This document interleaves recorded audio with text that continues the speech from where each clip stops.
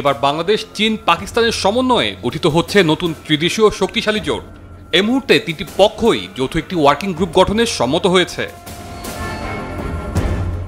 19 June চীনের Yunnan প্রদেশের কুনমিংয়ে চীন, বাংলাদেশ, পাকিস্তান ত্রিপক্ষীয় উপপররাষ্ট্রমন্ত্রী ও পররাষ্ট্র সচিব পর্যায়ের ওই বৈঠকে এই প্ল্যাটফর্ম নিয়ে বিস্তারিত আলোচনা হয়েছে। 20 জুন চীনের পররাষ্ট্র মন্ত্রণালয়ের ওয়েবসাইটে এ সংক্রান্ত তথ্য প্রকাশ করা হয়েছে। তবে প্রশ্ন উঠছে, কেনই বা এই জোট? এটি মূলত তিন দেশের অর্থনৈতিক উন্নয়ন এবং তিন দেশের জনগণের জীবনযাত্রার মান উন্নয়নের লক্ষ্যেই সামনের দিনগুলোতে একসাথে কাজ করবে। বৈঠকে চীনের উপপররাষ্ট্রমন্ত্রী স্তান উইডং, বাংলাদেশের ভারপ্রাপ্ত পররাষ্ট্র সচিব রুহুল আলম সিদ্দিক এবং পাকিস্তানের অতিরিক্ত পররাষ্ট্র সচিব ইমরান আহমেদ সিদ্দিকী উপস্থিত ছিলেন। এ সময় পাকিস্তানের পররাষ্ট্র সচিব আমনা বালুচ ভার্চুয়ালি যুক্ত ছিলেন।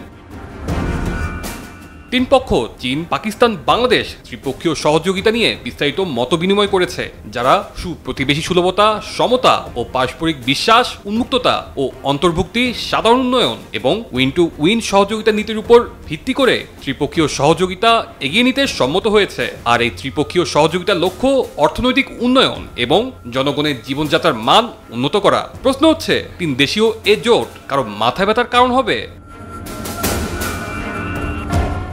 তিনটি পক্ষই মূলত শিল্প, বাণিজ্য, মেরিটাইম অ্যাফেয়ার্স, জলসম্পদ, জলবায়ু পরিবর্তন, কৃষি, মানব সম্পদ, থিঙ্ক ট্যাঙ্ক, স্বাস্থ্য, শিক্ষা, সংস্কৃতি এবং যুব সমাজ সংক্রান্ত ক্ষেত্রগুলোতে একে অপরের সাথে কাজ করে যাবে।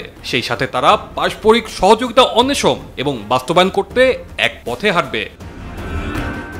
বৈঠকে হওয়া সমঝোতার ভিত্তিতে তিন পক্ষ একটি যৌথ ওয়ার্কিং গ্রুপ গঠন করবে।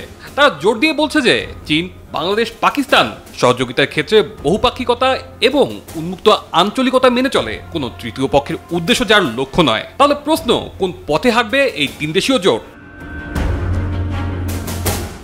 ত্রিপক্ষীয় ওই বৈঠকে সব পক্ষই সহযোগিতা, উন্মুক্ততা, অন্তর্ভুক্তি, পারস্পরিক শ্রদ্ধা এবং বিশ্বাসের নীতি দ্বারা পরিচালিত হওয়ার পাশাপাশি জয় জিতের সহযোগিতায় কাজ করবে বলে সম্মত হয়েছে। তিন দেশীয় এ জোট তাদের নিজেদের স্বার্থে একে অপরের জন্য কাজ করে যাবে এমন লক্ষ্য নিয়েই এগিয়ে যাচ্ছে। তবে শেষ পর্যন্ত তিন দেশের মিলিত শক্তি যে এই উপমহাদেশের একটি দেশের ভয়ের কারণ হবে তা কিন্তু বলাই যায়। তানজিলুর রহমান তুষার, বৈশাখী সংবাদ, ঢাকা।